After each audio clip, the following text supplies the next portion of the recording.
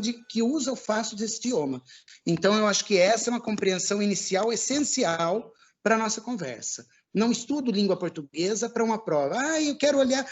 Eu canso de ver as pessoas me procurando com um edital de concurso, falando assim, professor, olha, isso aqui, esse tópico, esse tópico, esse tópico, o que são essas coisas? E quando eu olho para o edital, eu digo assim, português. Português de maneira geral. Então, eu não tenho uma possibilidade de estudar um determinado conteúdo sem conhecer os outros. Isso a gente aplica em diversas coisas da vida, né? A gente não consegue separar as coisas, a gente não consegue dizer assim, eu sei só cozinhar o arroz, mas eu não sei fritar os temperos que eu vou usar no arroz. Não dá.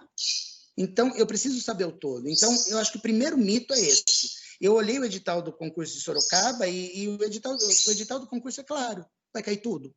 Tudo é tudo. Tudo assim, ó.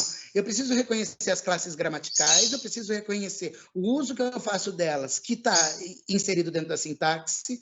Então, não dá para eu separar, compartimentar quais são os conteúdos que são desse concurso. Porque o meu entendimento, e talvez eu esteja equivocado, mas o meu entendimento é o seguinte, eu aprendo português de maneira ampla, completa. E daí isso será utilizado durante toda a minha vida. Eu preciso ter, por exemplo, noções de oração subordinada, substantiva, objetiva e indireta. Eu preciso ter noções, mas eu não preciso saber a fundo se eu sou, por exemplo, pedagogo.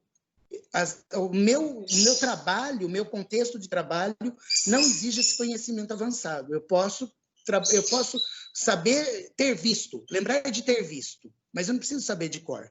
Mas o que é um substantivo, o que é um adjetivo, o que é um pronome, o que é um verbo, isso são obrigações nossas. Então, eu acho que o primeiro ponto que a gente vai precisar tirar nessa noite é: não vou fazer uma noite para discutir o concurso de Sorocaba. Eu vou fazer uma noite para discutir português, que é pré e pós-concurso, que vale para qualquer concurso, que vale para qualquer situação, que vale para qualquer contexto em que eu seja desafiado dentro do idioma. Até aqui eu imagino que seja bastante clara a ideia.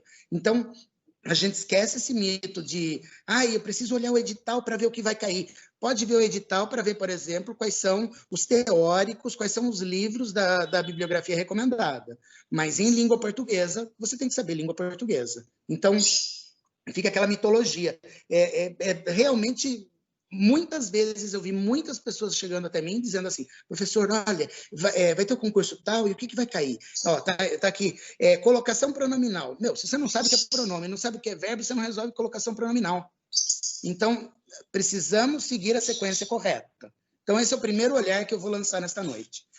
Minha proposta para esta noite é uma apresentação das 10 classes gramaticais, uma apresentação simples, é evidente, e a partir disso fazer alguns apontamentos sobre questões de que hora que eu vou estudar a sintaxe, que hora que eu vou entender o que é o verbo transitivo, que hora que eu vou compreender outras coisas. Porque uma noite só, eu tinha um professor de português fenomenal na faculdade que dizia que para aprender bem um idioma não basta uma vida. Ele morreu e deve ter morrido sem saber. E eu também não sei, nenhum de nós sabe. Então, para saber bem uma língua, não basta uma vida. Eu acho que esse é um ponto de partida muito importante para que a gente possa discutir o que a gente vai discutir hoje. Eu não tenho a pretensão, de forma alguma, de esgotar o assunto, porque é impossível esgotar o assunto. O que eu vou tentar nesta noite? Oferecer trilhas de estudo para que vocês consigam se organizar e consigam praticar algumas coisas que são possíveis e que vão melhorar o contexto geral dentro do idioma. A prova de Sorocaba é feita pela VUNESP. A VUNESP, ela procura bastante a questão da interpretação de texto, ela vai trabalhar com charge, ela vai trabalhar com outras linguagens dentro da prova de português. Então, é importante que todo mundo tenha também essa consciência. Interpretação de texto. Como é que eu resolvo interpretação de texto? Lendo. A pesquisa Retratos da Leitura no Brasil diz que o Brasil é um dos países que tem menos leitores. Então, assim, né, nós temos um contexto muito baixo, um índice muito baixo de leitura, e a leitura ela acaba ficando, ou ela é obrigatória, ou ela está vinculada a questões religiosas, e sem nenhuma questão, sem nenhum contra a questão religiosa. Mas o que eu quero dizer é o seguinte, a gente precisa explorar outras fontes, até porque o edital diz que, eu acho que o edital diz isso sim, que são textos, a possibilidade de textos não obrigatoriamente os textos acadêmicos ou os textos dissertativos, mas também pode ter uma interpretação de bula de remédio. Como é que faz daí? Um texto científico. Então, a interpretação de texto, ela precisa sair da caixinha e eu preciso ser um leitor ávido. Esse é um ponto de partida importantíssimo. Se eu não sou leitor, evidentemente eu vou ter dificuldades na hora de fazer uma interpretação. E isso conta ponto. Conta ponto, inclusive, em todas as outras questões. Vejam a importância desta noite, porque a partir da língua portuguesa eu consigo entender todas as outras questões. Se eu tenho uma questão de legislação, ela está escrita em português. Se eu não interpreto o texto em português, eu não entendo a proposta da pergunta. E se eu não entendo a proposta da pergunta, ou eu chuto ou eu erro. Então, um ponto de partida importantíssimo é, se eu quero, de fato, resolver a minha vida, mudar de vida, é a leitura. Aqueles que são meus alunos, aqueles que foram meus alunos, eu não gosto da palavra aluno, porque aluno é sem luz, né? Mas aqueles que estudaram comigo devem ter ouvido o meu testemunho sobre a última vez que eu andei de avião, em 2015.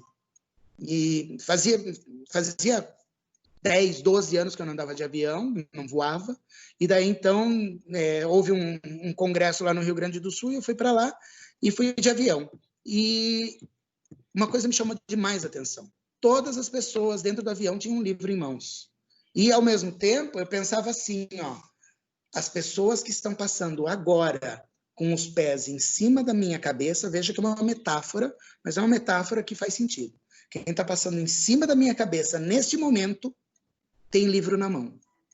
Então, se eu quero passar, seja neste concurso, seja em qual concurso for, eu tenho que ser leitor. Não dá para desvincular essa perspectiva de que não dá para pensar que eu vou conseguir passar em tudo, fazer um milagre, porque não tem milagre, na verdade é esforço, é transpiração, é ralar.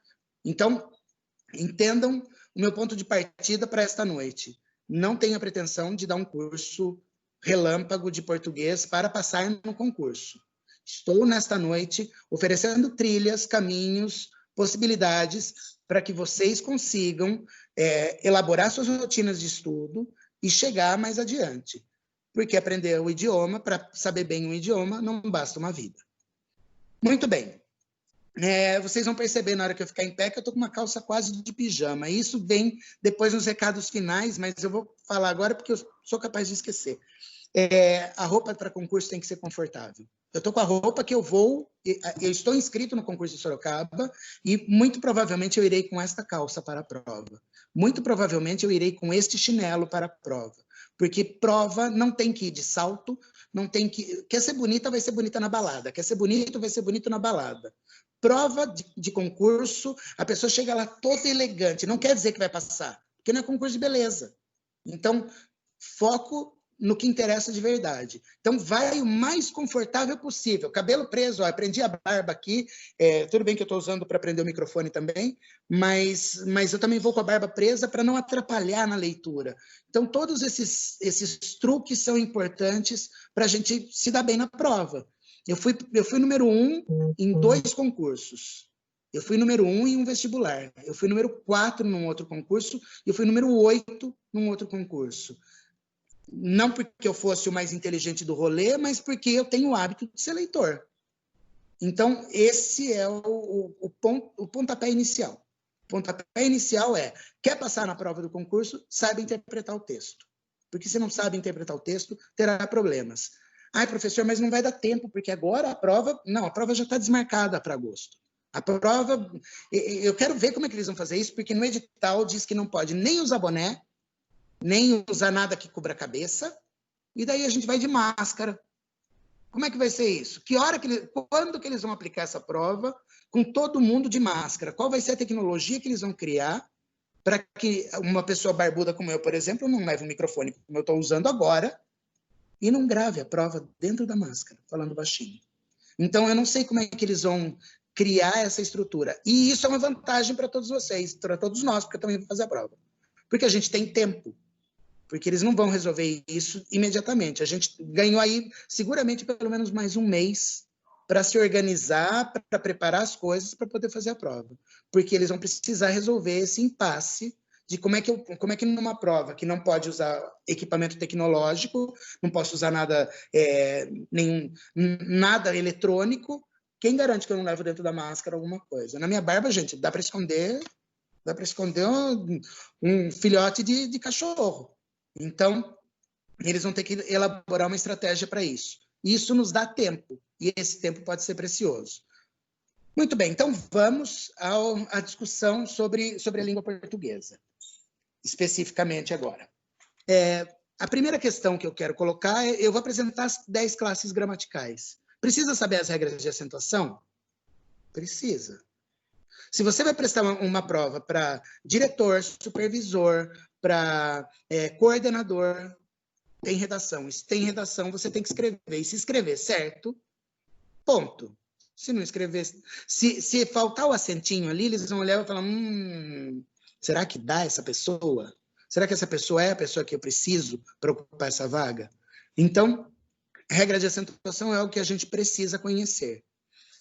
Eu vou pular as regras de acentuação porque eu já fiz as regras de acentuação num curso de férias na faculdade em 2 noites. Em uma noite seria inviável eu aplicar todas as regras de acentuação porque a gente ia precisar de muito mais horas. Mas as 10 classes gramaticais, eu acho que elas são possíveis de se compreender e a partir delas a gente consegue fazer outras discussões relevantes que vão se entrincheirando por aí. Muito bem. Agora é a hora que eu venho para a luz direito, né? A calça de fazer prova, o chinelo de fazer prova. Eu aproveitei que eu estava em casa e falei, vou fazer o mais à vontade possível, exatamente como seria no dia da prova. Pintei a geladeira. Eu acho que ela não está no lugar certo ainda, né? Agora está. 10 classes gramaticais.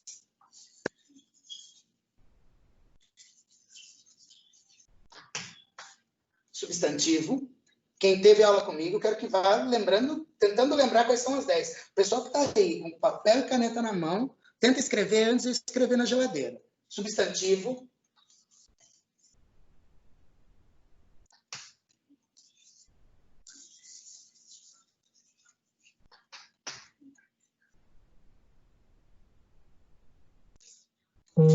Dá para ver tudo? Dá.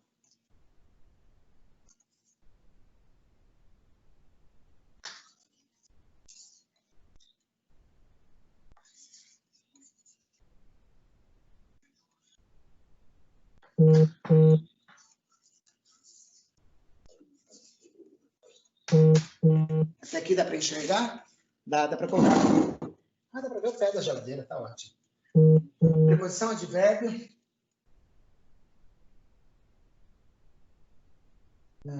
Conjunção. Vamos primeiro para a interjeição.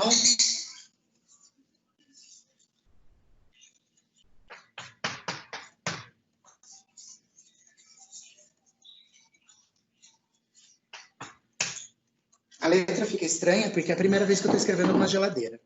Muito bem. Essas são as 10 classes gramaticais. 1, 2, 3, 4, 5, 6, 7, 8, 9, 10. Com essas 10 classes gramaticais, eu faço o nosso idioma e muitos outros idiomas. Estamos estudando dentro da língua portuguesa, a gente precisa lembrar disso. Em alemão, por exemplo, ficaria muito fácil. O substantivo é sempre com letra maiúscula. Em língua portuguesa, substantivo não é com letra maiúscula, a menos que ele seja próprio. Temos subdivisões aí, né, dentro do substantivo. Mas eu vou tentar fazer uma apresentação geral dele. Substantivo é a classe gramatical que dá nome às coisas. Então, como isso se chama? Isso se chama geladeira. Então, substantivo. Como isso se chama? Chinelo, substantivo. Como isso se chama? Livro, substantivo. Como isso se chama? Apagador, substantivo. Então, o substantivo é aquele que dá nome às coisas de maneira geral. Eu posso ter o substantivo próprio, que dá nome a seres específicos dentro do grupo, né? Marco, sou eu. Então, daí eu escrevo com letra maiúscula, apesar de eu já ter visto muita gente escrevendo com letra minúscula também, substantivo próprio. O próprio nome, muitas vezes. A pessoa escreve o primeiro nome com maiúscula e o resto com minúscula. Então, Marco Antônio. Escrevo Marco com maiúscula e o Antônio já fica com minúscula, porque já não parece que é só para começar a linha. Mas é substantivo próprio, sempre com maiúscula. Então, substantivo dá nome às coisas. Por isso que é a primeira classe gramatical, porque, afinal de contas, tudo isso vai depender do nome das coisas, né? O nome é a base. Imagine se a gente estivesse numa mesa tentando... acabou a pandemia, a gente vai para um restaurante, daí eu peço para você me passar e se eu não der o nome à coisa, você joga a mesa inteira em mim e pode ser que você não me passe aquilo que eu estou pedindo. Então, eu preciso lembrar que o substantivo é nome. Existe um texto muito legal, o cachorro quis participar mesmo tendo preso, gente.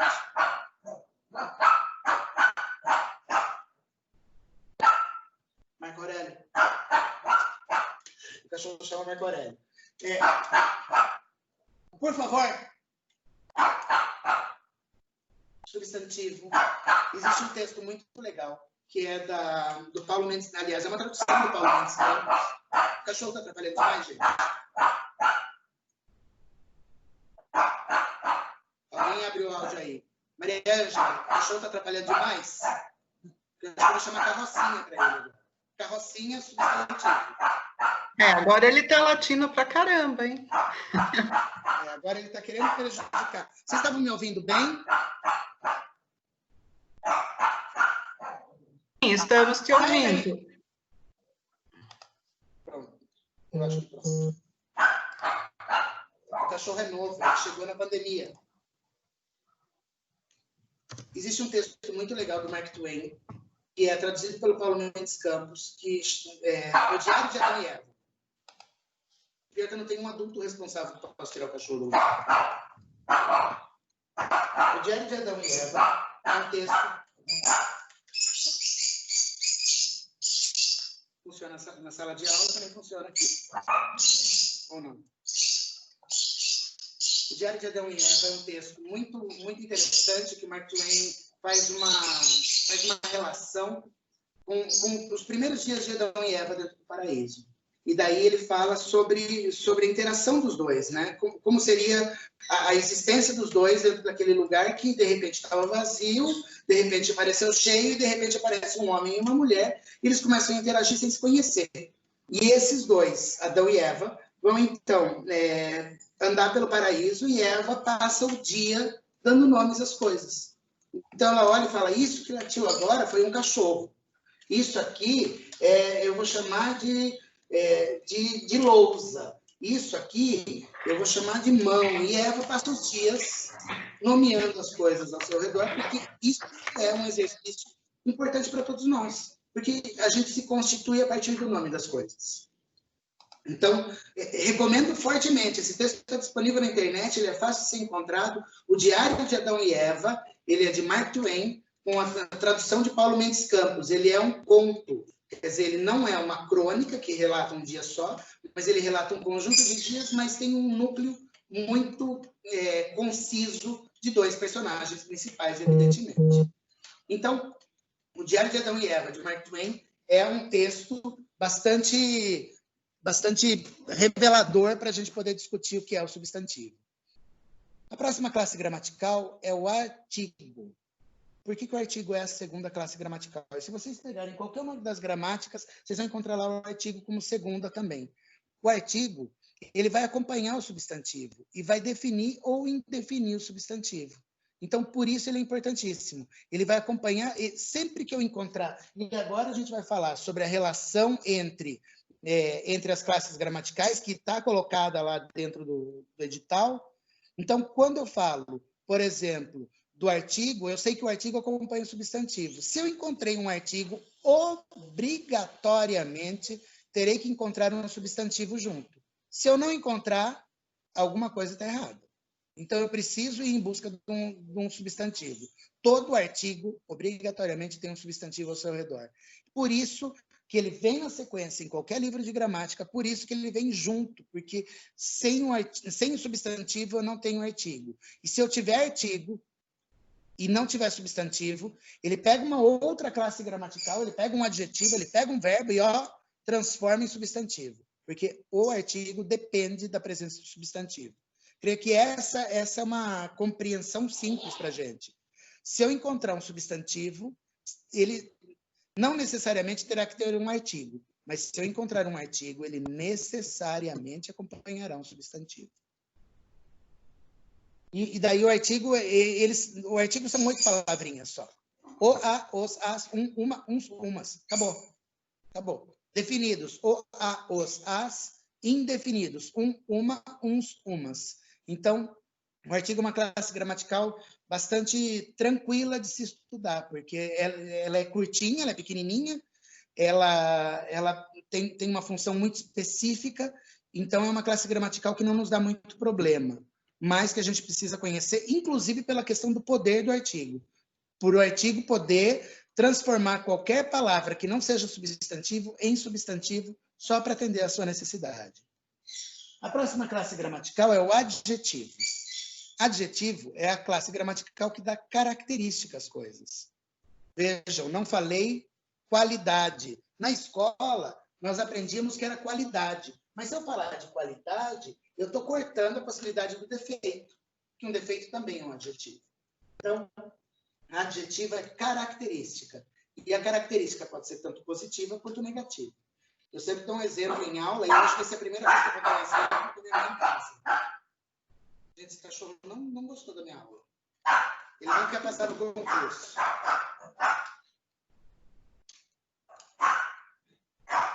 Vou chamar assim, gente. Adjetivo. Tá atrapalhando muito? Eu vou prender ele. Escobar, a gente não está te vendo, tá tudo escuro. Aí, agora sim. Eu estava muito para cá, é isso? Tava preto, tava tudo escuro. Agora sim. Sim. Alguma das lives teve participação animal, que nem a minha? Ainda não ouvi.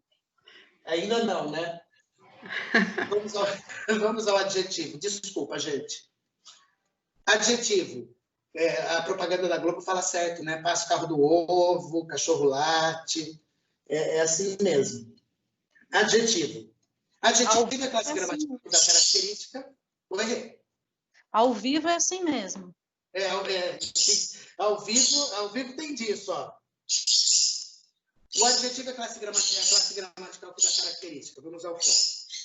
E quando o adjetivo dá característica, ela pode ser positiva ou negativa, porque, afinal de contas, quando a mulher está passando na frente do bar e o bêbado grita, ó, mulher, você é feia, hein? Feia é um adjetivo. Então, eu não vou ficar preso na ideia de qualidade, mas na ideia de característica. O adjetivo sempre dá característica a quem? De novo, o substantivo. Por isso, é a terceira classe gramatical. Porque o adjetivo vai trazer característica para o substantivo. Ele pode acompanhar. O substantivo pode ter um artigo antes e um adjetivo depois. Então, vejam, o substantivo é bastante central dentro do idioma. O adjetivo pode trazer as características, dependendo da... Tem mais grande e mais pequeno? Essa é uma discussão que eu sempre faço, porque é uma pegadinha que pode aparecer numa prova. Tem mais grande? O normal nosso é dizer, não existe mais grande. Mas existe uma situação em que eu posso usar mais grande. Quando eu estou comparando duas características de uma mesma coisa. Por exemplo, a casa é mais grande que confortável. Aí o mais grande vale. Então, cuidado com isso. Se eu tiver um elemento, casa, e 2 adjetivos, grande e confortável, aí eu posso usar mais grande. Agora, se eu tiver 2 elementos, aí eu não digo mais grande. Então, se a casa é maior que o banheiro. Aí eu tenho 2 substantivos e eu tenho só um adjetivo. aí eu não posso usar mais grande, aí eu uso maior. Eu só uso mais grande se eu tiver duas características em um mesmo ser. Tudo bem até aqui, gente? Próxima classe gramatical. Se vocês tiverem perguntas, eu vou pedir a vocês para que abram o áudio e façam os comentários, porque como eu estou de longe aqui, eu já não enxergaria de perto a tela do celular direito, né? De longe piorou. Então, eu estou me vendo pequenininho aqui. Se vocês quiserem fazer algum tipo de intervenção, algum tipo de pergunta, por favor, abram o áudio, porque esse é o meu formato de dar aula, a gente vai conversando. Numeral. Numeral é a classe gramatical que vai quantificar as coisas. Então, o numeral pode quantificar, que é o básico, né? 1, 2, 3, 4, 5, mas eu também posso colocar os multiplicativos dentro disso. São 4 subdivisões do numeral. O numeral pode ser cardinal, que é o 1, 2, 3, 4. Lembrando que é em palavra, não pode ser o logaritmo. O símbolo matemático 1 não é um numeral, ele é um algarismo. Para ser numeral, eu tenho que escrever 1. Aí sim, eu tenho uma palavra dentro do idioma, estudada dentro do idioma, que é um numeral cardinal. O numeral pode ser cardinal, pode ser multiplicativo, pode ser fracionário ou pode ser ordinário. Multiplicativo, o dobro, o triplo. Fracionário, 1/3, 1/5, 1 dozeavos. E daí, por último, o ordinal. Primeiro, segundo, terceiro, quarto. Alguns livros de gramática, são muito poucos os que fazem isso, eles colocam que o numeral também pode ser o algarismo. Que o algarismo também deveria ser foco do estudo do idioma.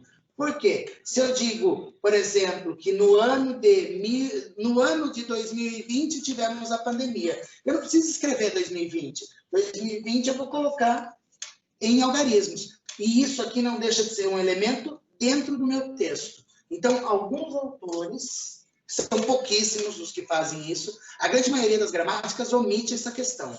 Mas alguns autores vão dizer que o 2020, mesmo sendo algarismo, por estar dentro do contexto do texto e não da prova de matemática, eu preciso considerar, sim, como elemento da língua.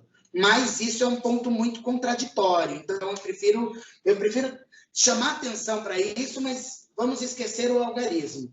Numeral, eu preciso sempre ter palavras. Ele é formado por letras e não por números.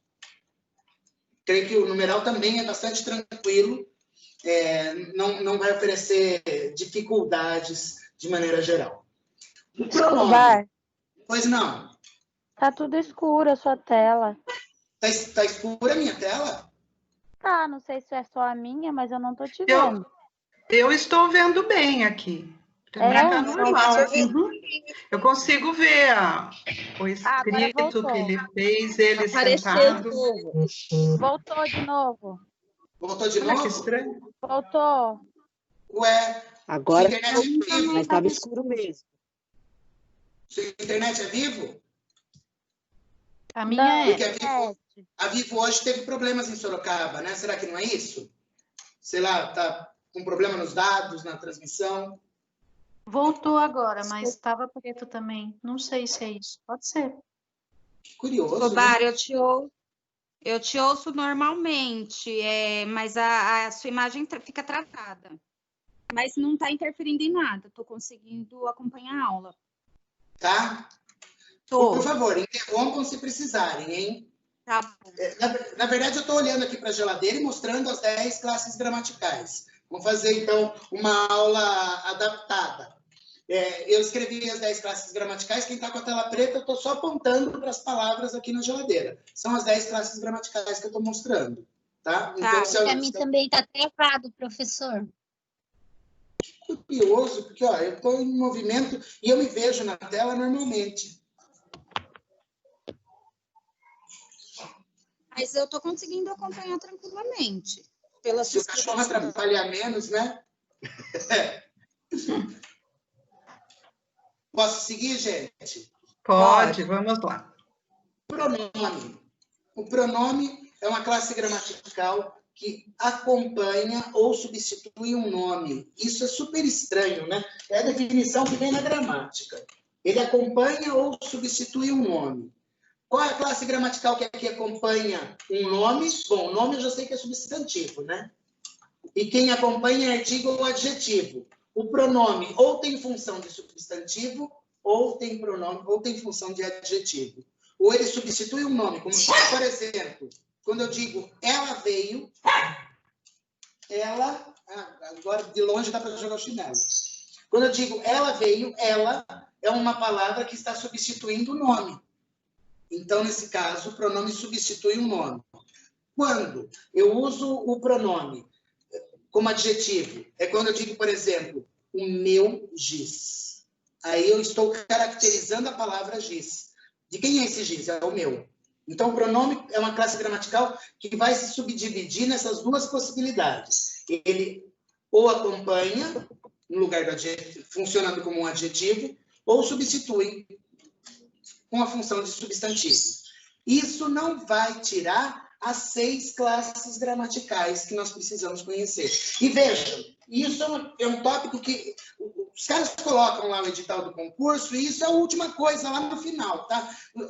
Eles colocam um monte de coisas que vão cair em português, daí eles colocam um ponto final, daí eles colocam colocação pronominal, ponto final, e colocam crase, ponto final. São separados até por ponto final. A colocação pronominal, ela exige de mim um conhecimento bastante técnico das outras coisas. E se eu não conhecer tudo, eu não consigo fazer colocação pronominal, porque o pronome é chatinho mesmo para se colocar antes, no meio ou depois. E essa relação é sempre com o verbo. Vejam que eu estou começando a falar, daqui a pouco vai cair a audiência, porque eu estou falando muito técnico, mas aguardem que a gente vai se entender.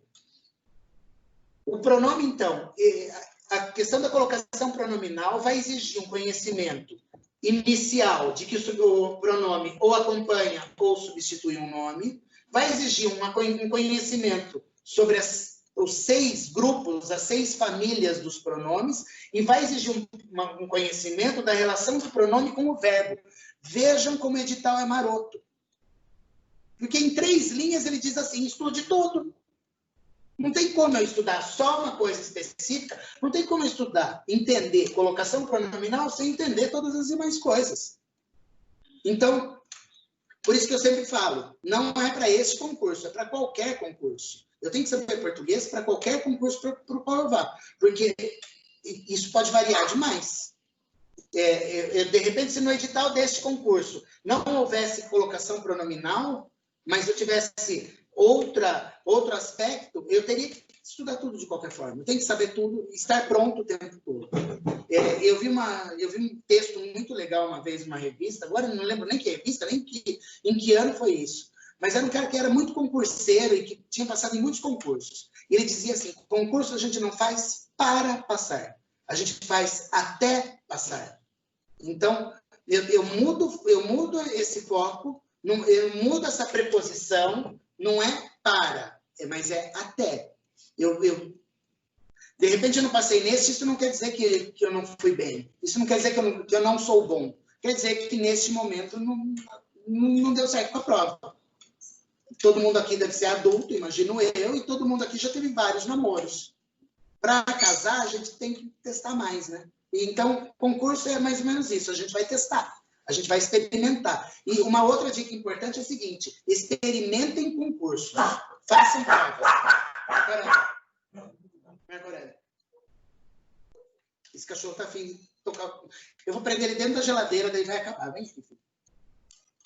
Então, eu presto concurso até passar, e não para passar. São conceitos diferentes aí dentro disso. Então, a colocação pronominal vai falar sobre a relação do pronome com o verbo. Se ele vem antes, durante ou depois. Vou dar um testemunho que me foi bastante importante. Eu falei para vocês no início da live que eu fui número 1 numa prova lá de São Roque, concurso para professor. E eu lembro que eu encontrei uma questão que eu não sabia responder. De português. Que acontece, né? Não basta uma vida. Eu encontrei uma questão que eu não sabia responder. E daí, então, era uma questão de colocação pronominal. E eu lembro que eu fiquei super na dúvida, porque tinha 2 alternativas que me pareciam corretas. Eu não sabia para qual das 2 ir. e daí uma das alternativas dizia nunca se deve alguma coisa. E na minha cabeça tocou Roberto Carlos cantando nunca se esqueça nenhum segundo. Eu falei, bom, nunca se e verbo. Nunca se deve, nunca se esqueça. Roberto Carlos deve saber o que está falando. Vou com Roberto Carlos. Acertei a questão. Então, é importante isso. A gente precisa se inundar de referência. E não estou falando que o Roberto Carlos é a referência melhor em língua portuguesa. Mas a gente precisa se inundar também, musicalmente falando, para a gente ter contato ali com a língua falada na forma correta. Então, eu gosto bastante de Ana Carolina, por exemplo. Mas Ana Carolina dá umas escorregadas em uso de pronome. Agora, dificilmente você vai encontrar isso no Caetano. Um Caetano, uma Bethânia, um Gilberto Gil, eles sabem o que estão fazendo. Então, quando eu adquiro o hábito de, sei lá, eu estou fazendo tarefa doméstica e eu estou ouvindo um Caetano, dentro da minha cabeça está entrando interpretação de texto em língua portuguesa, do texto produzido de uma forma dentro da norma culta. Produzido de uma forma com uma qualidade de uso bastante grande. Gente, desculpa. Estou frustrado. Um texto bastante grande, uma qualidade de texto bastante grande, que faz com que eu me inunde disso e aprenda melhor o português. Não vai dar, né? Eu vou ter que aprender. Me perdoem.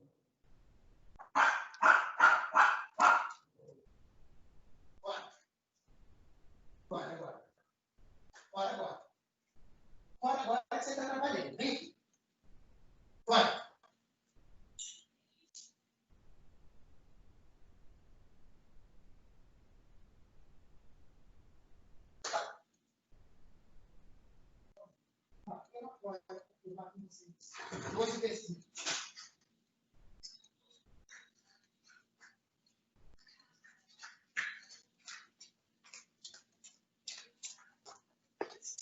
Ele atrapalhou tudo que pôde, mas ele não vai atrapalhar mais.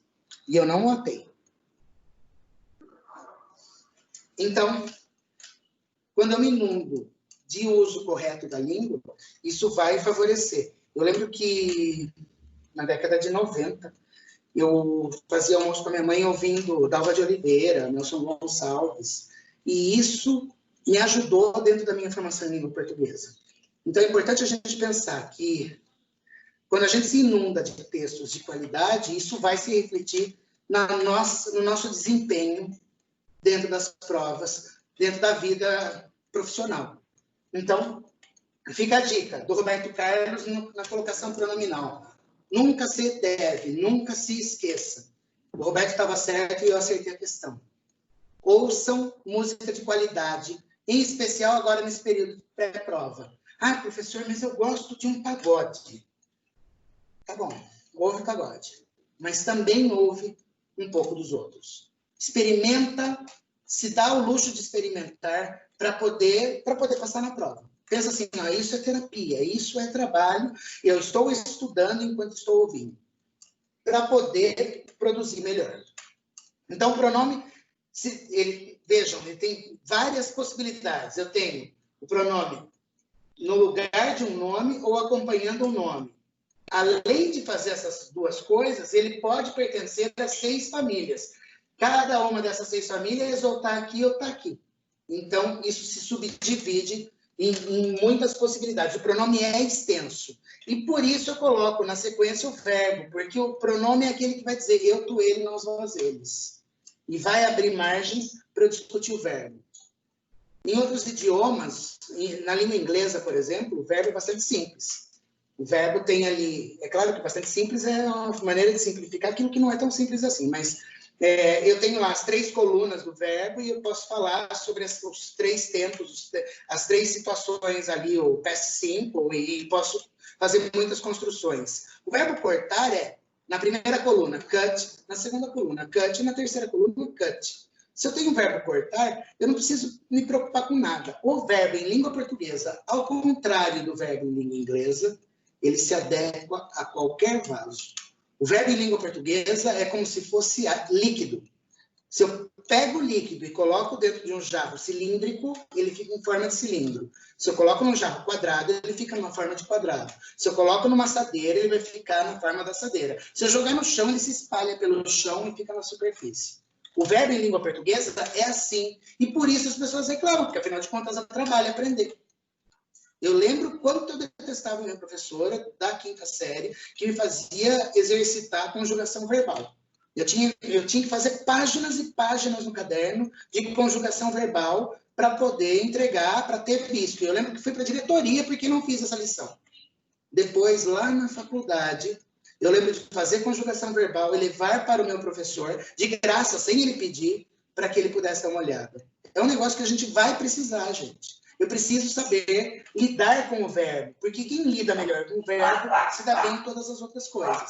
Eu não tenho escapatória. Se eu sei o verbo, eu consigo entender melhor o idioma, eu consigo me comunicar melhor dentro do idioma, e tudo isso vai se refletir. Então, atenção especial ao verbo. Atenção especial ao verbo. Vai conhecer as 10 classes gramaticais? Substantivo é importante, artigo é importante, adjetivo é importante, numeral, pronome, mas o verbo é essencial. Dentro do verbo, eu me coloco com todas as outras coisas. Conheçam o verbo. O verbo, inicialmente, vai fazer 3 coisas. Ele vai apresentar uma ação, um estado ou um fenômeno da natureza. Fenômeno da natureza, chover. Fenômeno da natureza. Uma ação, correr, respirar. Um estado, eu estou sentado. Estou indicando o estado no qual me encontro. Então, o verbo, ele pode fazer essas 3 coisas. Ou ele indica uma ação, ou um estado, ou um fenômeno da natureza. E daí ele vai ter suas particularidades. Há exercício de conjugação, há conjugadores verbais dentro da internet, muito simples de encontrar. Daí, quando você pega dá para testar, experimentar a conjugação verbal, a construção dos verbos derivados, que é bastante... parece assustadora no início, mas depois a gente vai vendo que vai ficando cada vez mais simples. Então, o importante é olhar para o verbo e falar assim, bom, verbo, o negócio é o seguinte, de você, eu não tenho medo, porque eu preciso passar por você para passar no concurso. Então, quando você pegar o livro e estiver olhando para o verbo, não tenha medo dele. E não tenha medo de procurar outras explicações mais simples. Porque, às vezes, os livros de gramática, gente, eles trazem uma linguagem, às vezes, que... Vamos combinar, né? Tem uns livros que são muito difíceis. Mas por quê? Porque tem livros que são feitos muito mais para o professor de português que propriamente para um usuário, abre aspas, usuário comum, usuário que vai fazer no dia a dia o uso da gramática para resolver problemas do cotidiano. Então, por isso que o livro de gramática, às vezes, é muito chato, porque ele traz termos técnicos. E vamos combinar que separar todas essas coisas, explicar detalhes disso, detalhes disso, detalhes disso, detalhes disso, não é exatamente a coisa mais divertida do mundo. Mas precisamos transformar isso em diversão. Precisamos transformar isso em prazer, para que a gente possa entender o todo. A preposição. A preposição, ela faz uma ponte. Então, é assim, eu tenho 2 termos. O primeiro termo exige um segundo termo e entre os 2 eu coloco a preposição. Pizza, mussarela. Completaram, né? Tenho certeza que o pessoal completou. Pizza de mussarela. Eu não consigo falar pizza mussarela, eu preciso falar pizza de mussarela. Esse de é uma preposição, ligando a palavra pizza ao sabor dela. Um outro exemplo, casa Paulo. Casa do Paulo. Moro Sorocaba. Moro em Sorocaba. Vejam que a preposição é um negócio necessário. Ele é pedido pela palavra que está ali exigindo um complemento. Para que esse complemento apareça, ele é introduzido pela preposição. Por que eu coloco o verbo aqui como 6ª classe gramatical? Porque nesse ponto eu posso começar a olhar para a gramática. A gramática vai dizer o seguinte, a preposição introduz o objeto indireto. Ai, professor, agora pirei. Então, vamos fazer o seguinte, estuda as 10 classes gramaticais, primeiro passo. Mas a preposição liga um termo regente a um termo regido. Nomes diferentes, para falar. Uma palavra que exige, uma palavra que vem ali para completar o que a outra está exigindo. Tudo bem, gente? Se eu estiver falando rápido também, vocês me belisquem, porque daí eu volto, eu retomo termos. Se vocês precisarem que eu explique alguma coisa mais a fundo, por favor, peçam.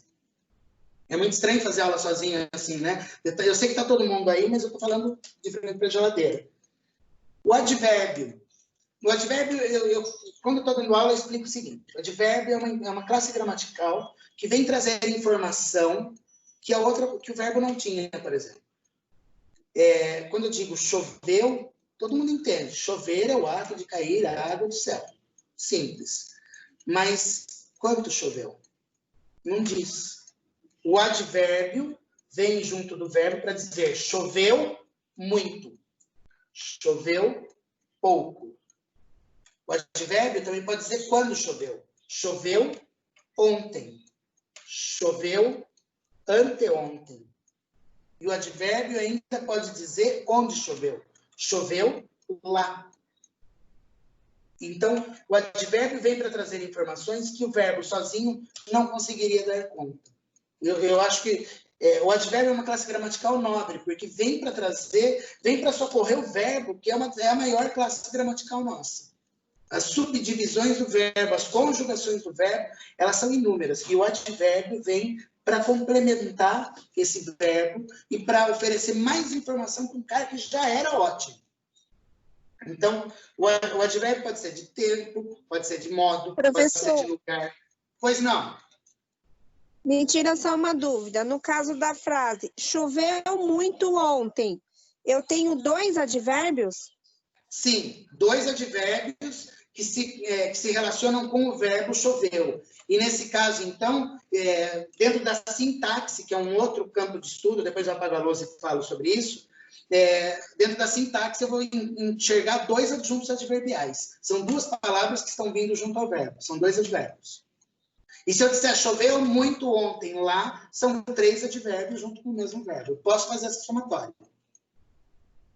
Aí seria advérbio de tempo e de intensidade? De tempo, intensidade e lugar, quando eu disse o lá. Lá, tá.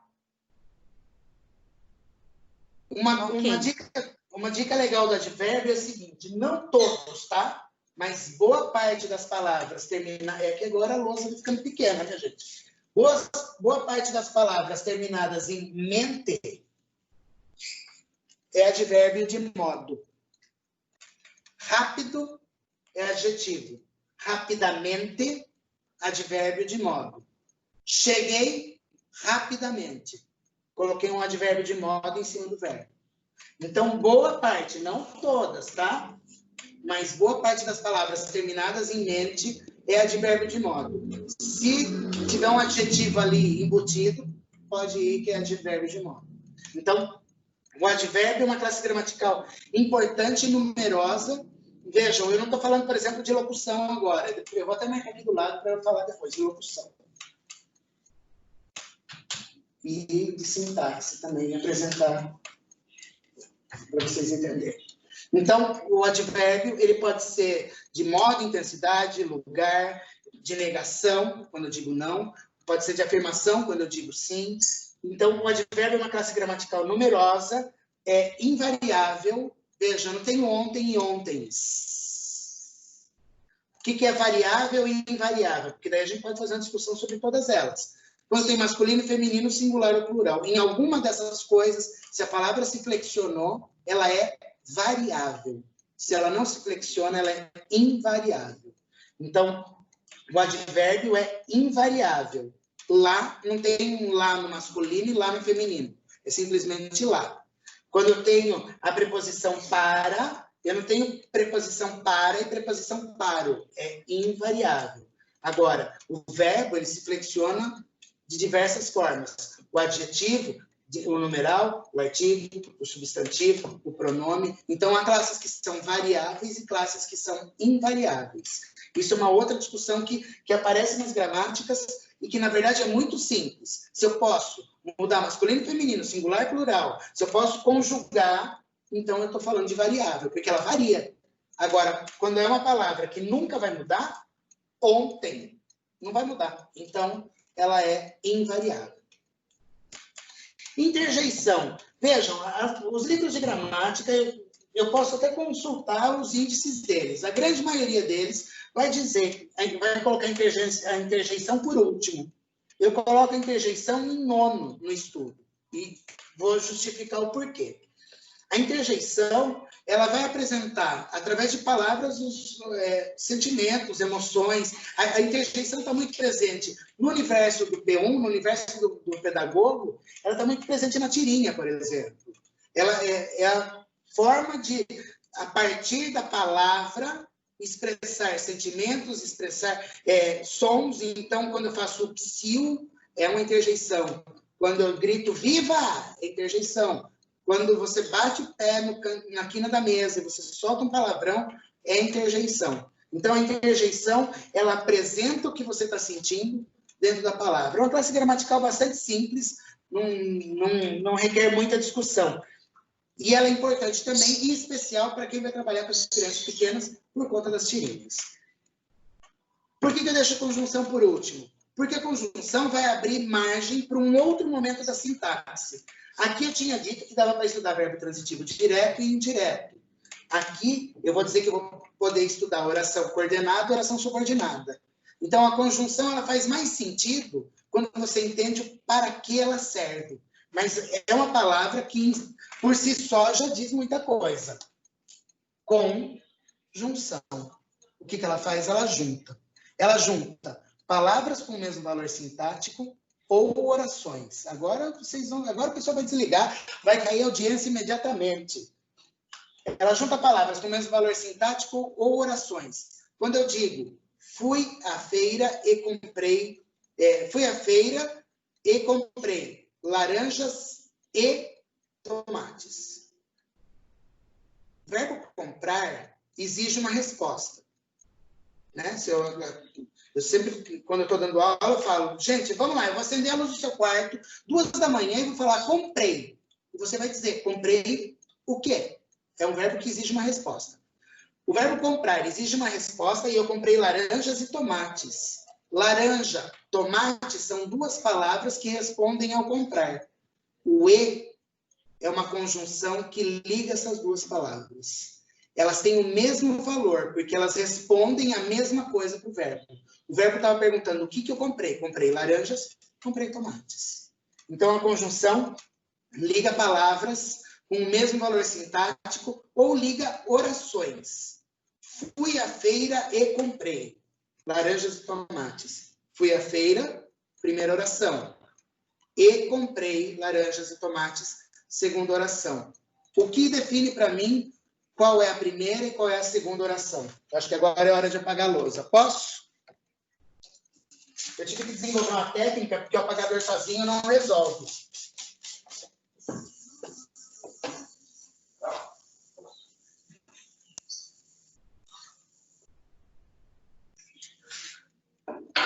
Vou fortalecer esse exemplo da conjunção. Agora eu saí de cena, né?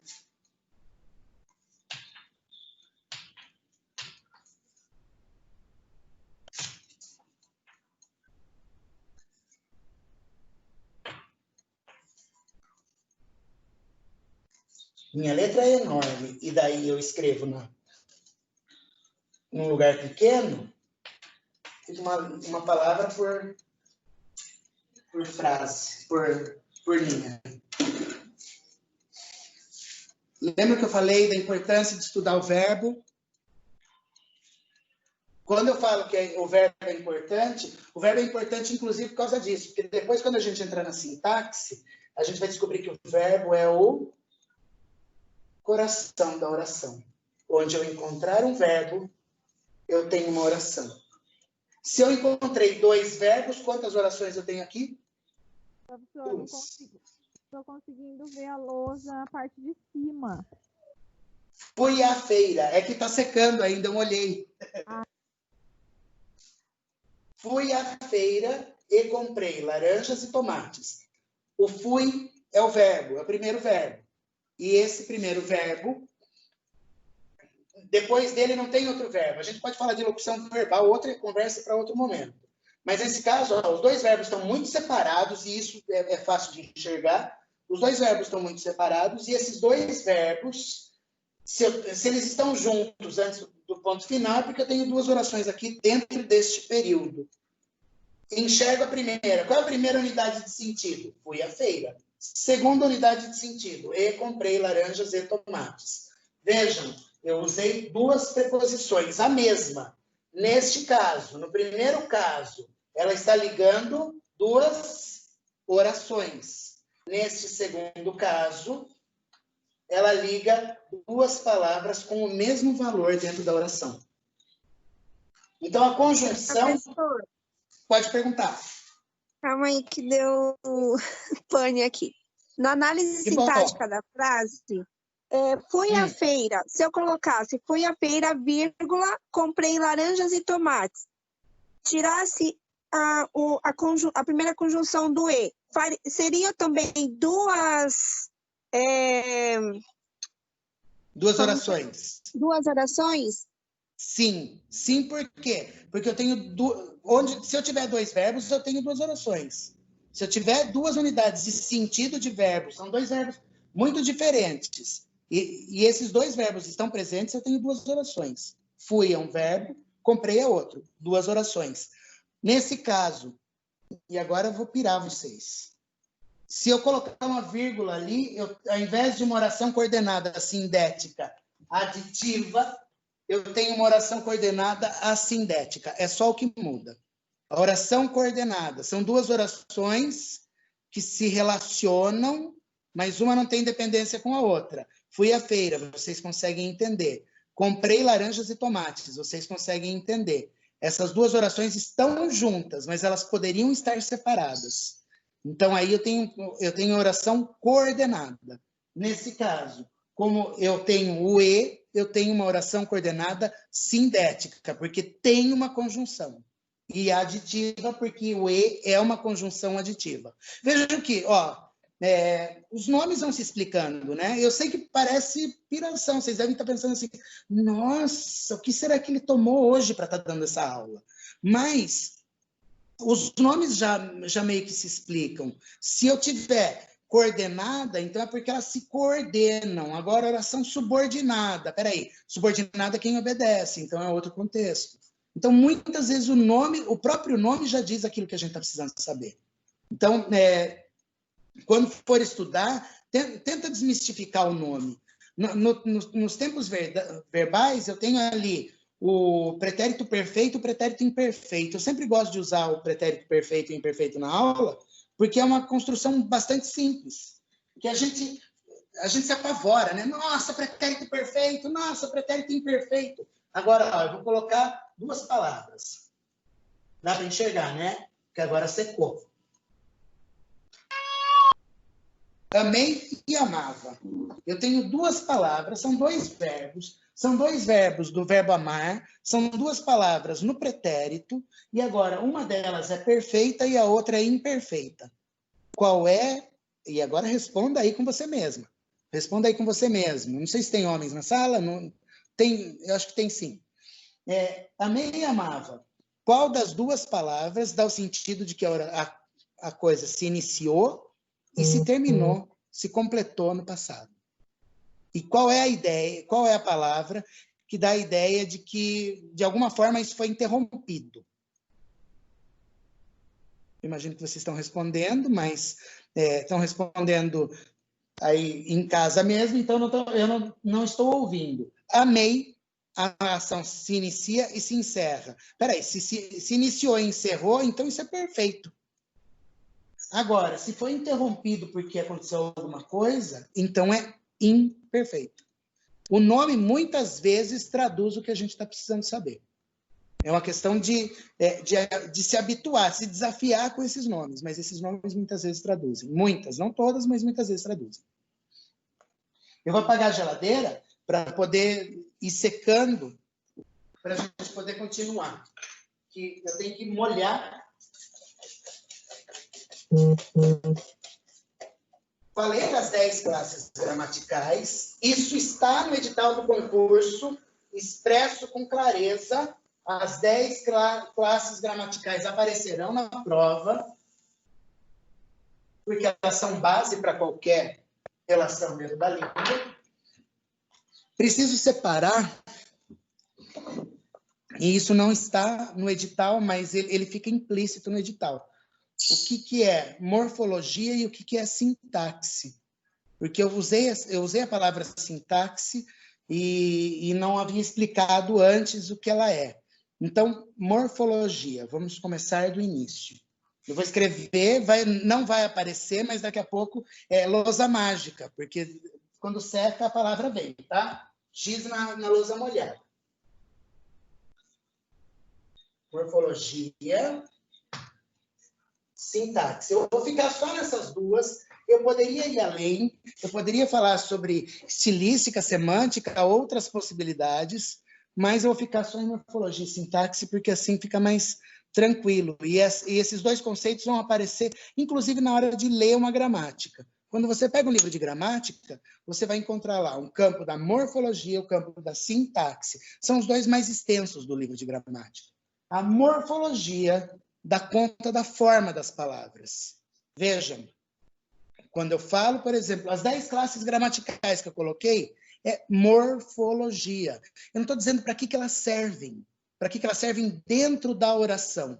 Quando eu fiz o exemplo do tomate e laranja, eu estava fazendo sintaxe. Mas, quando eu expliquei que o substantivo pode ser comum ou próprio, isso é só morfologia.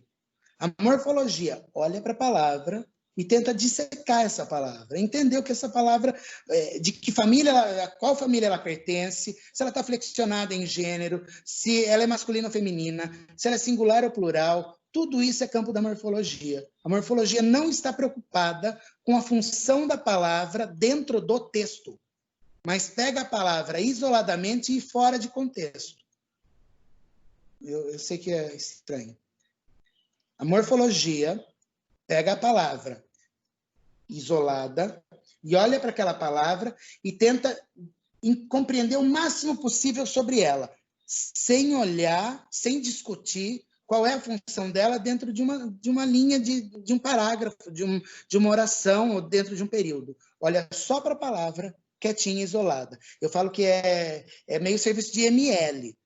Você vai dissecar a palavra. Você vai tentar extrair o máximo possível daquilo que ela é, e sem se preocupar com o para que ela serve. Quando eu discuto para que serve, eu estou na sintaxe. Aí muda. E aí eu tenho verbo transivo direto, verbo transivo indireto, oração coordenada, oração subordinada, período composto, predicado verbal, predicado nominal, tudo isso faz parte da sintaxe. Qual é o primeiro passo? Morfologia. Estudem a morfologia, porque sem entender os ingredientes, você tem lá a receita escrita em russo, ela está na sua mão, você está na cozinha, você tem todos os ingredientes, mas você não consegue fazer porque você não reconhece quais são os ingredientes que você precisa. Sem entender morfologia, eu não faço sintaxe. É essencial, é reconhecer a mínima parte que compõe o todo. Porque daí eu posso olhar para o texto, e daí eu vou ampliando as minhas possibilidades de compreensão. Mas a morfologia é a essência. Se eu reconhecer o substantivo, eu vou entender muitas relações que ele faz com as outras palavras. E a partir disso, vai ficando mais fácil compreender outras coisas. O artigo, se você reconhecer o artigo, veja, se você reconhecer o artigo o, e ele está na frente da palavra... Estou construindo um exemplo aqui.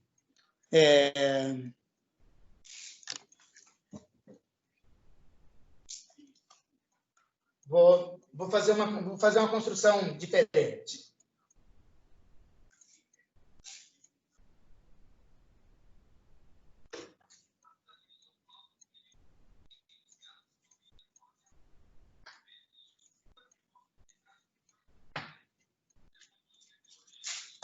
Ninguém tem dúvida de que verde é adjetivo. A primeira compreensão que a gente tem, adjetivo é característica, verde é uma característica, então verde é um adjetivo. quando eu encontro o O na frente, verde deixou de ser adjetivo. Verde virou substantivo. Como é que eu sei isso? Porque a morfologia diz que esta palavra exige um substantivo. E que se não houver um substantivo, ela vai transformar alguém em substantivo. Então, a partir da compreensão da morfologia, eu posso me dar melhor na sintaxe. Quem é o sujeito? O verde da casa. E daí, então, eu consigo compreender isso de uma maneira mais clara. Então, as relações vejam que elas são muito intrincadas, né? Muito complexas. Mas eu preciso ir por partes, ir por passos. O primeiro passo é entender a morfologia. Se eu entendo a morfologia, eu faço o resto. Porque daí entender a sintaxe você lê o ingrediente, você lê a receita e você encontra o ingrediente e você já sabe quem é aquele ingrediente. Se você já sabe quem é aquele ingrediente, você consegue entender melhor a receita. Então, o primeiro passo é entender a morfologia. Eu falo que morfo é dos Power Rangers, né? Morfo é de forma. Existe uma doença, que na verdade existe ainda, que mudou de nome, mas a morfeia, que dá um adjetivo que muita gente ouve no trânsito, a morfeia, depois, também é chamada de doença de São Lázaro, que também dá um adjetivo de trânsito, e daí a morfo é forma. E essa doença faz perder a forma, a partir da queda das pontas dos dedos, de nariz, de orelha. Ela transforma, muda a forma. Morfo, forma. Então, a morfologia, logos, estudo, né? A morfologia estuda a forma das palavras. A sintaxe é uma palavra grega que quer dizer arranjo. E daí, então, vai estudar a organização das palavras, como é que elas se dão dentro do texto. A mesma palavra pode ser núcleo do sujeito, núcleo do objeto direto, núcleo do objeto indireto, núcleo do predicativo do sujeito, pode ser muitas coisas. Então, quando eu reconheço a palavra, eu consigo fazer melhor a sintaxe. Marquei que eu precisava explicar o que era locução. Locução é um termo que aparece direto no estudo da morfologia. E locução é um negócio que as pessoas se confundem sem precisar se confundir. Quando você está vendo qualquer tipo de esporte, o locutor é a pessoa que narra esse esporte. O locutor não pode passar o jogo inteiro dizendo gol, gol, gol, gol, gol, gol, gol, gol, gol, gol, gol, gol, gol, gol, gol, porque ele não vai dizer nada. Locução prevê o uso de mais palavras. Então, a palavra locução vai aparecer direto no estudo da morfologia. E ela não tem nada de complicado. A palavra locução quer dizer que tem mais de uma palavra. Por exemplo, daqui a pouco vai secar. Amor de mãe, qual a tradução? Amor materno. Vocês concordam comigo que essas duas palavras têm o mesmo valor desta? Se essas duas palavras têm o mesmo valor desta, isso daqui é uma locução. E vejam, essa locução, materno é uma... Qual das 10 classes gramaticais? Substantivo, artigo, adjetivo, numeral, pronome, verbo, preposição, advérbio, interjeição ou conjunção. Materno é adjetivo. Se é adjetivo, isso aqui é uma locução adjetiva. A lousa não está dando para enxergar, né? Porque ela está molhada. Uma locução adjetiva, porque ela tem valor de... São duas palavras, mas com valor de adjetivo. A locução vai aparecer no verbo, a locução vai aparecer no advérbio, e sempre que você encontrar com a palavra locução, você vai ter que lembrar. São duas ou mais palavras com valor de. Locução verbal, duas ou mais palavras com valor de verbo. Locução adverbial, 2 ou mais palavras com valor de advérbio. Locução adjetiva, 2 ou mais palavras com valor de adjetivo. Então, esse é o conceito básico de locução. Algo que aparece no estudo da morfologia e que muitas vezes a gente se confunde sem precisar se confundir, porque o termo é bastante simples. Então, aparecerá dentro do nosso caminho. Eu preciso falar mais outras coisas, mas elas não têm relação especificamente com esse conteúdo que eu passei. O conteúdo que eu havia me proposto a passar nesta noite era a apresentação das 10 classes gramaticais e dessa compreensão de como é que eu vou para a prova de português. Eu quero saber se alguém tem alguma questão, alguma dúvida com relação a esses conteúdos que eu passei. Antes, eu fazer uma indicação de um bom livro de gramática e falar sobre as minhas dicas de concurso. Alguém quer perguntar alguma coisa?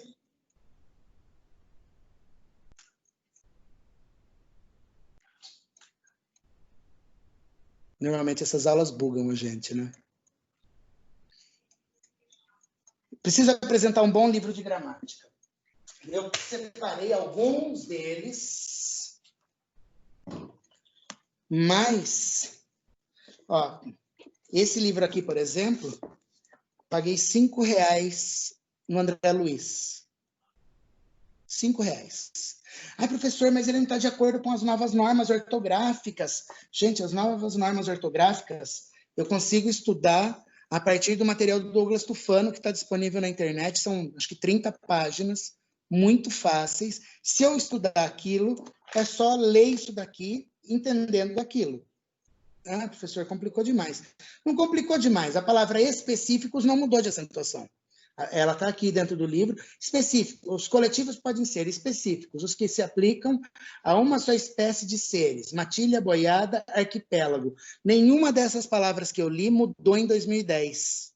Se eu adquiro um livro desses, eu consigo entender bastante gramática sem me perder, sem estudar coisas que caíram de moda ou que foram excluídas no Acordo Ortográfico de 2010. Então, é possível ter um livro de gramática desses e, a partir de uma compreensão da mudança ortográfica de 2010, se você sabe aquilo, você lê isso daqui com fluência. Porque quando você encontrar uma palavra que mudou no acordo, você sabe, opa, essa palavra mudou. E daí, então, você simplesmente interpreta com acento em outro lugar. Então, não tem nada que tenha mudado. O substantivo continua substantivo desde sempre, não mudou em 2010. O verbo continuou verbo desde muito antes de 2010 e não mudou. Então, um livro de gramática de R$5 no André Luiz pode ser um pronto-socorro fenomenal para eu estudar, porque daí eu consigo me localizar, vai separar substantivo, vai trazer a explicação. Pois não? Você fala o nome do livro, porque a sua imagem está travada para mim, então eu não estou vendo ele. Na verdade, eu estou mostrando um livro do Domingos Pascoal Segala, A Novíssima Gramática. Mas o que eu vou falar mesmo, que eu vou indicar como um livro para pedagogo, inclusive, é esse pequenininho, Gramática Pedagógica. Ele é o meu predileto. Eu sei que é um arcaísmo falar disso, porque ele é antigo pra caramba. Esse é um livro da década de 80, mas para mim ele é o mais funcional para quem vai trabalhar com crianças. Por quê? Porque a explicação dele é perfeitamente compreensível para um pedagogo. E eu acho que isso é importante. Eu tenho aqui o Rocha Lima. O Rocha Lima é livro para professor de português. Se não for professor de português, dificilmente vai entender o Rocha Lima, porque ele é complexo pra caramba. Ele é assim, ele é Freud em alemão. Então, ele dá muito trabalho. Agora, esse daqui é um livro que, na minha opinião, e eu sempre recomendo isso há anos na faculdade, todo mundo deveria ter um livro desses. Gramática Pedagógica, do Martos e Rivas, aliás, do Roberto Melo Mesquita e Cloder Rivas Martos. É um livrinho pequenininho, fácil de carregar, baratinho na estante virtual e que ensina o que precisa ser compreendido. Esse é o livro que, na minha opinião, deveria ser o livro de cabeceira. Eu posso indicar, eu posso falar de outras gramáticas. Tem o Celso Cunha, tem o Hildebrando, eu tenho a versão mais nova do Segala, mas tem a mini gramática, aquela que é das mais comuns, mas de todos eu vou indicar este, porque é um livro muito simples, uma linguagem muito agradável para se compreender, e ele traz exercícios, o que é uma bênção, porque daí, a partir dos exercícios, você consegue ver se você entendeu, de fato, ou não o conceito. Então, recomendo fortemente. Gramática Pedagógica, ele é do Roberto Melo Mesquita e Cloder Rivas Martos. Eu sempre erro o nome deles. Esta edição minha é de 1987. Na estante virtual, você paga R$ 7,00 um livro desses. Com mais o frete, 14. E é um livro de gramática fenomenal. Ai, professor, mas não está de acordo com as novas normas ortográficas de 2010. Daí eu vou recomendar um outro documento que é Guia Prático da Nova Ortografia. Estou falando devagar porque deve ter gente anotando. Guia Prático da Nova Ortografia, do Douglas Tufano, Tufano. O Douglas Tufano fez para o dicionário Michaelis. Quando aconteceu a mudança em 2010, ele fez um guia prático, porque é realmente um guia e realmente é prático, que explica quais são as principais mudanças, e ele traz numerosos exemplos. Então, para mim, o Tufano é fantástico, porque ele dá conta de explicar aquilo que parecia tão confuso assim. Eu cansei de ver gente em 2010 dizendo assim, nossa, se eu já não sabia nada de acento, agora que mudou, então piorou. Gente, não mudou tanto assim. Em língua portuguesa brasileira, a mudança do acordo ortográfico de 2010 foi de 0,46%, se não me engano. Em Portugal, foi 1,40 e alguma coisa também. Então, vejam, o nosso vocabulário mudou menos em 2010. Então, tem justificativa para a gente falar, ai, se eu já não sabia, agora eu sei menos. Mudou 0,46%. É muito pouco. A nossa língua continua praticamente a mesma. As mudanças foram muito mais sentidas nos outros países. Ah, professor, então você agora vai me justificar por que fizeram essa mudança. Fizeram essa mudança porque nós éramos um conjunto de países falantes de língua portuguesa que não entendíamos uns aos outros. Precisava de uma tradução de um texto que chegava no Porto de Santos e o texto tinha vindo de um país lusófono, alguém que falava português. E isso dificultava demais as relações. Gente, em inglês, Austrália, Inglaterra, Estados Unidos, África do Sul, eles se viram muito bem, obrigado. Se o container saiu de lá da Austrália e foi lá para o Canadá, ele chegou bem, não precisa traduzir. E em língua portuguesa isso não acontecia. E algumas línguas ficaram mais para trás, então, em especial as da África. E por causa disso, então, fizeram esse acordo para a gente tentar unificar, para não precisar traduzir um livro em língua portuguesa para um país que fala a língua portuguesa. Não precisar traduzir Saramago para o português. Porque erva em português de Portugal tem H. Que sentido faz sermos dois países que falamos a mesma língua e falando a mesma língua, nós não conseguimos nos compreender. Então, por isso que aconteceu o acordo de 2010. E vou dizer o seguinte, a maioria venceu nesse caso. Brasil, com seus mais de 200 milhões de habitantes, com uma língua dinâmica, com uma língua em velocidade, foi o país que prevaleceu. Nós tivemos a menor porcentagem de mudança no acordo de 2010. Então, vale a pena conhecer o acordo, compreender, não conhecer o documento, a partir de hoje, não, olhar para aquele documento que eu citei do Douglas Tufano, que é muito fácil de encontrar PDF na internet, conhecer o documento do Tufano, porque ali tem pegadinha de concurso, hein? Ideia com acento, você encontra e... Peraí, mas a vida inteira foi com acento. Vai lá e anota que estava certo, está errado. Então, há coisas que o Tufano vai ali esclarecer de maneira muito, muito sensata e muito simples de compreender. Então, recomendo demais o Guia Prático da Nova Ortografia, do Douglas Tufano. E recomendo, mais uma vez, não estou fazendo propaganda, não conheço pessoalmente os autores. Esse livro foi reeditado depois, lá na década de 2010, e hoje ele é um livro de 400 páginas, tipo aqueles compêndios de ensino médio, e agora ele custa R$300. Mas, na verdade, esse velhinho, para mim, é o mais sensato para alguém que vai trabalhar. Se eu tivesse que falar assim, ó, professor, cite uma gramática para pedagogos. Eu não tenho dúvida de orientar essa. Não tenho dúvida. Porque a linguagem dele é muito simples e ele é muito compreensível, ele é muito tranquilo de dialogar com ele. Traz exercícios, os capítulos têm um preparando-se, então daí ele dá uma tarefa ali para você se preparar para o que vem depois, para você compreender o resto. Livro fantástico e baratinho na estante virtual. Preciso dar algumas dicas de concurso, porque eu acho que também é meu papel nesta noite. Alguém quer falar? Eu Fala, queria... Lu. Esse livro, esse que você falou, eu lembro que a gente usou na sala com você. Eu acho que o que eu tenho aqui é o mesmo, mas ele está atualizado, eu acho. Como que é o nome mesmo do autor? Roberto Melo Mesquita e Cloder Rivas Martos. Não é. Eu tenho uma aqui, na verdade, que eu comprei na sua disciplina, é Gramática da Língua Portuguesa, é um manual de estudos, mas é da Vera Massabique e Marco Saliba.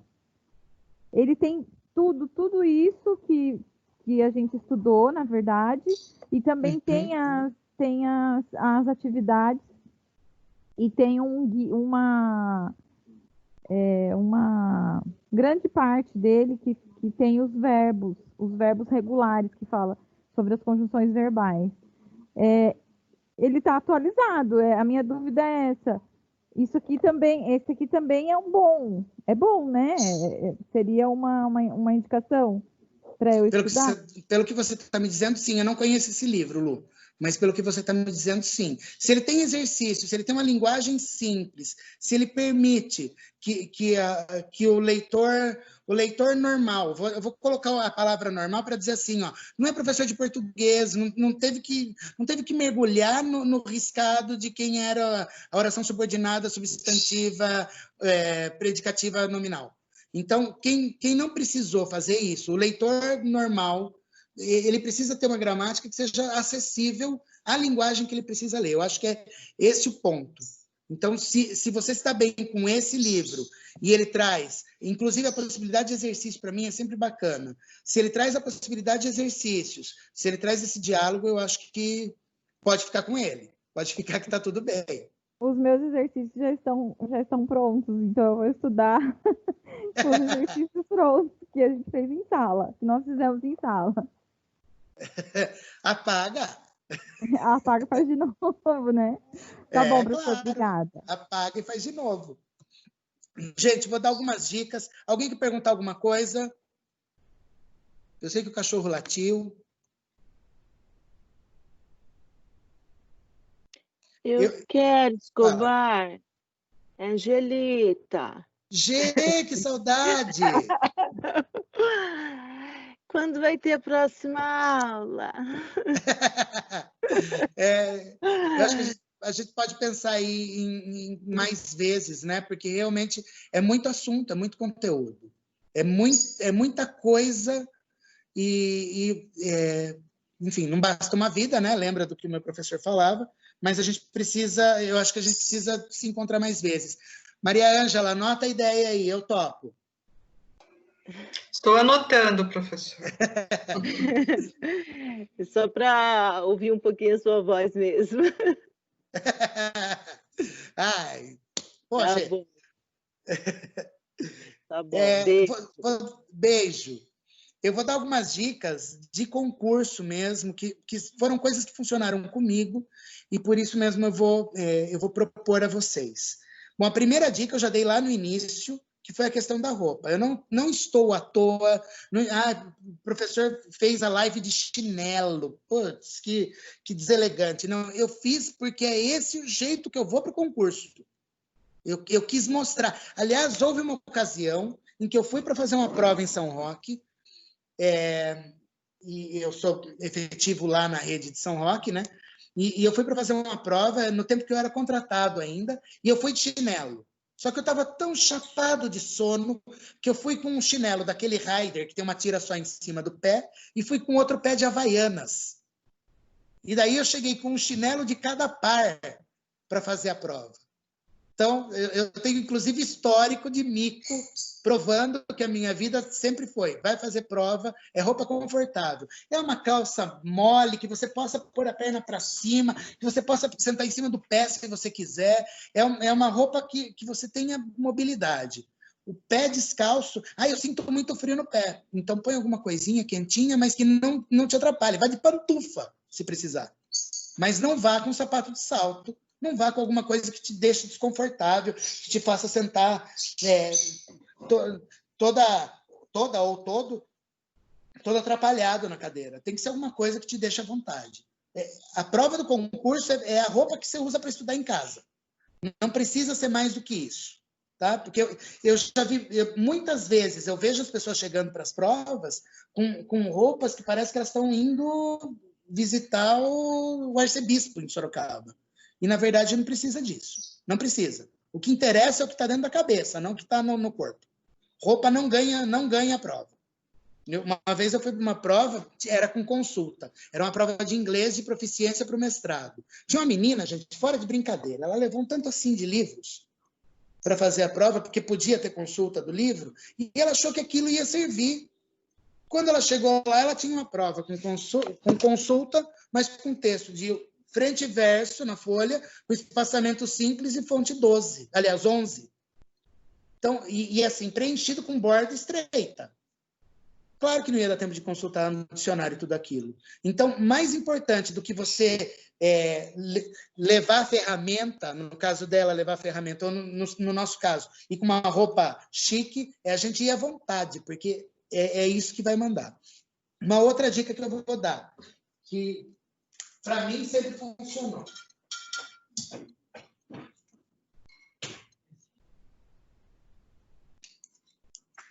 Para mim, esta é a combinação perfeita. Uma garrafa d'água de 1,5 litro gelada e uma barra de chocolate. Amargo! Não vai levar um laca, porque vai te dar uma sede infinita e você não vai conseguir fazer a prova. Você só vai pensar em beber água. Vai sair inchado e não vai conseguir fazer a prova direito. Não vai conseguir se concentrar. Chocolate amargo. Por que o chocolate amargo? Eu assisti a sequência toda de Harry Potter, li todos os livros e assisti todos os filmes. E lembro que quando o Harry Potter encontrava lá um determinado elemento do livro que era assustador, alguém vinha com um pedaço de chocolate para ele, porque o chocolate devolvia o ânimo. Mulheres que estão aqui na sala, TPM, chocolate resolve. Porque o chocolate libera substâncias, eu não vou saber o nome delas, endorfinas, que vão lá no cérebro e falam assim, ó, tá tudo bem, relaxa. Fora de brincadeira. Eu chego para a prova, pego a barra de chocolate, quebro ela inteirinha, quebro em pedacinhos pequenininhos, deixo embaixo da cadeira. A embalagenzinha semi-aberta. Antes de começar a prova, eu estou preparado. Assim, estou abaixado já para sair correndo. Deixo a barra de chocolate quebradinha embaixo da carteira. Encontrei uma pergunta que me deixou na dúvida. Vou lá, ó, barrinha de chocolate. Relaxo. Sinto o chocolate. Não precisa sentir o açúcar. Não é para ser laca. Fiz um grande demais na boca. Põe um pedaço de chocolate na boca. Deixo derreter em contato com o céu da boca. É um exercício de relaxamento. Olho para a questão e faço. Para mim, sempre funcionou. Porque o chocolate realmente dá uma sensação para o cérebro de que está tudo bem. É tipo um colo de mãe para o cérebro. Então, mas tem que ser chocolate amargo, porque senão leva uma paçoquinha, né, se quer açúcar. Então, é para realmente o chocolate funcionar como remédio. E a garrafa d'água leva de 1,5 litro, que é para não ter risco de passar sede. Deixo a garrafa já aberta antes da prova. Do meu lado, na cadeira. Precisou, mesmo processo do chocolate. Essa questão está me enchendo o saco. Vou lá.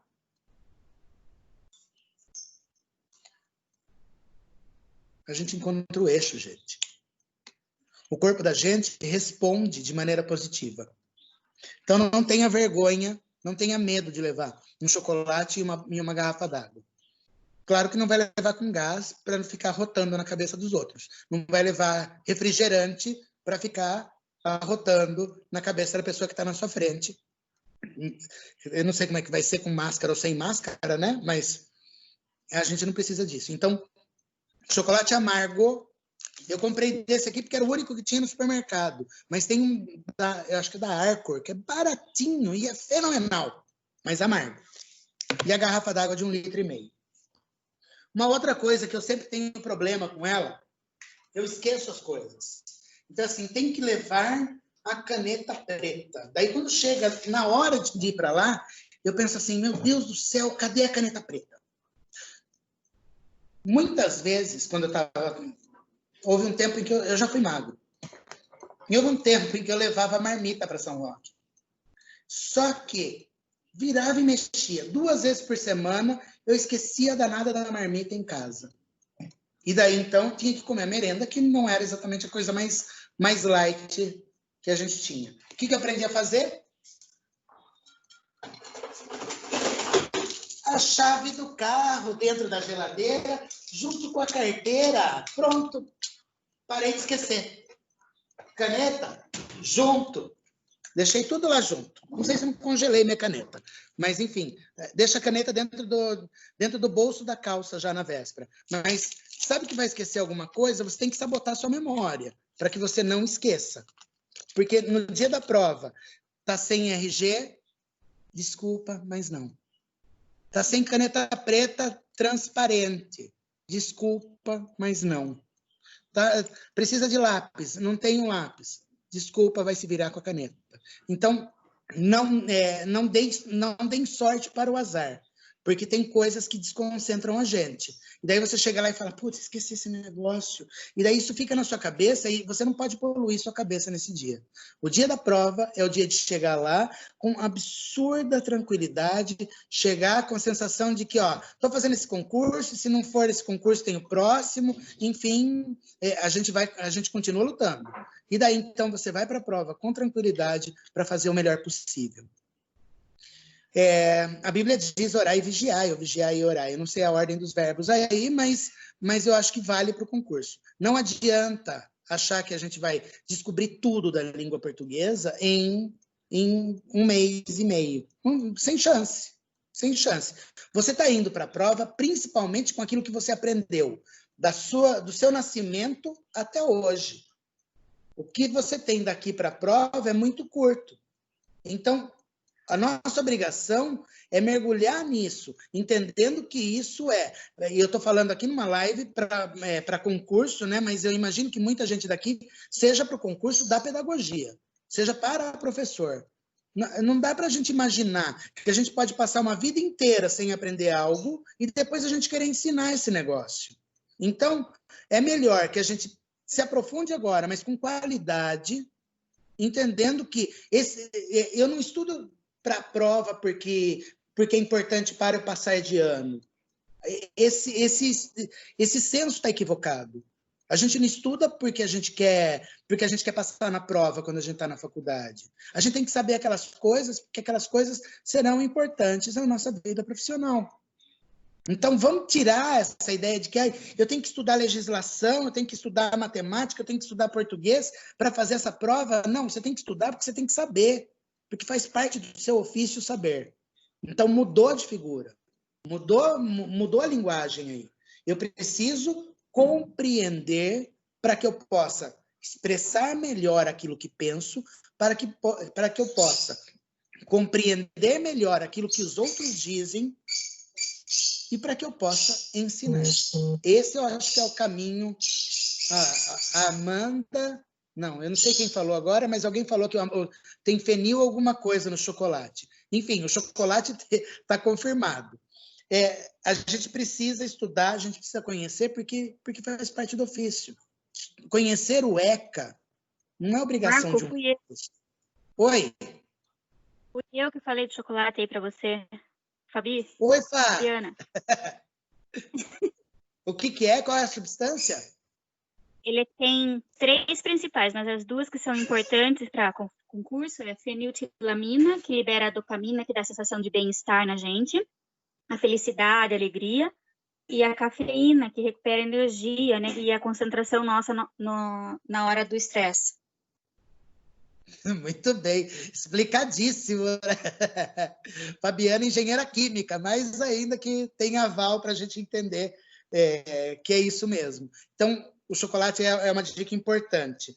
Gente, pensem assim, ó, as coisas que eu preciso saber para o concurso, eu preciso saber, na verdade, para a minha profissão. O concurso exige tanta bibliografia, tantos livros, porque ele quer que a gente leia. Quem leu todos os livros da bibliografia tem uma compreensão melhor de texto. E isso vai ajudar. Então, uma coisa está ligada na outra. A gente não vai poder dissociar.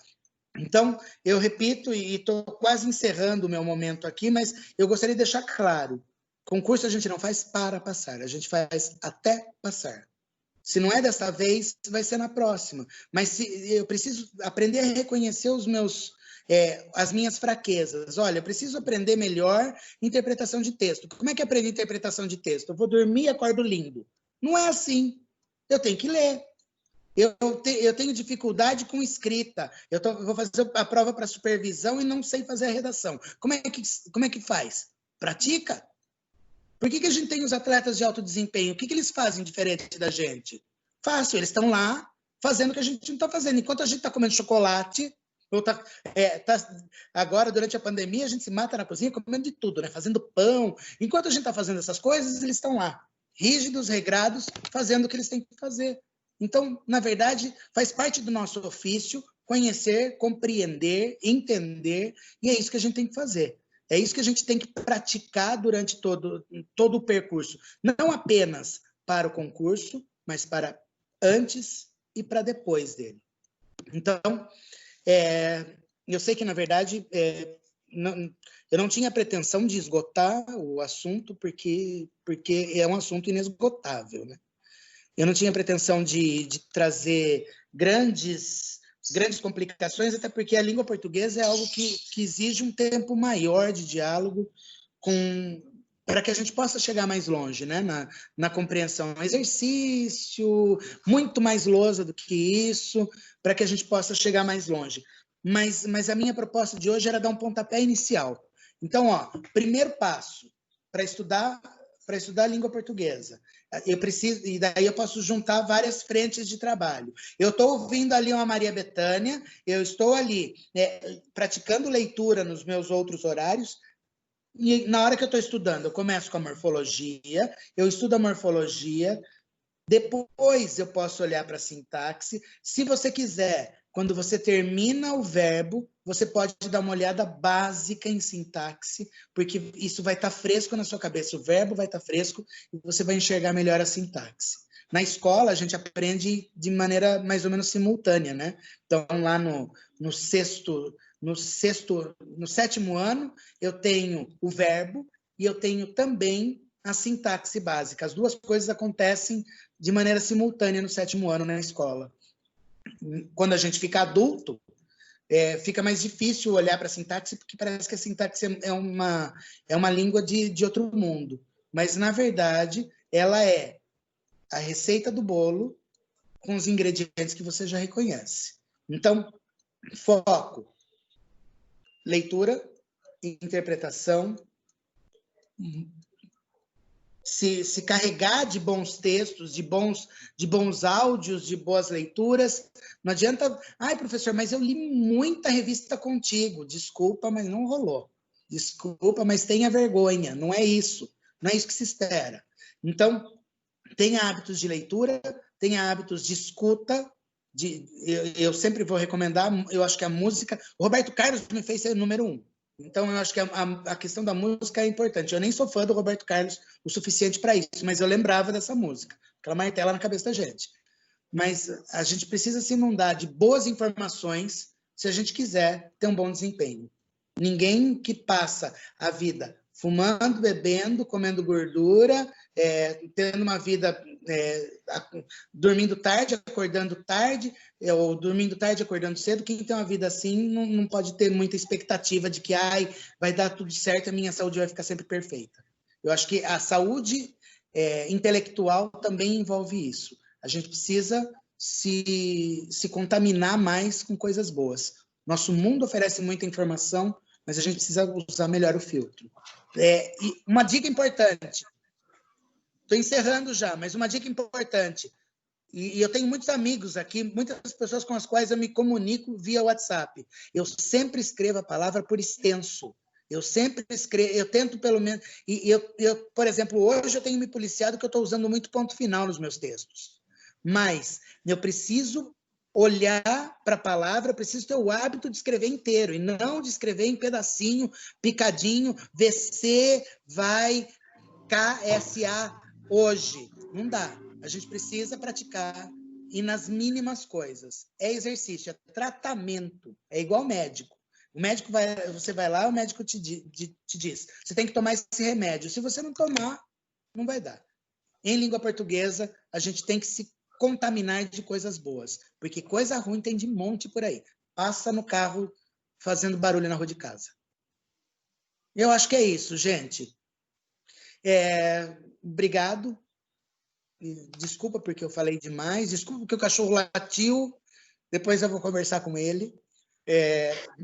Perdão por isso, mas eu acho que era essa a ideia, fazer um diálogo sobre o básico, para a gente saber mais ou menos por onde começar e para onde ir.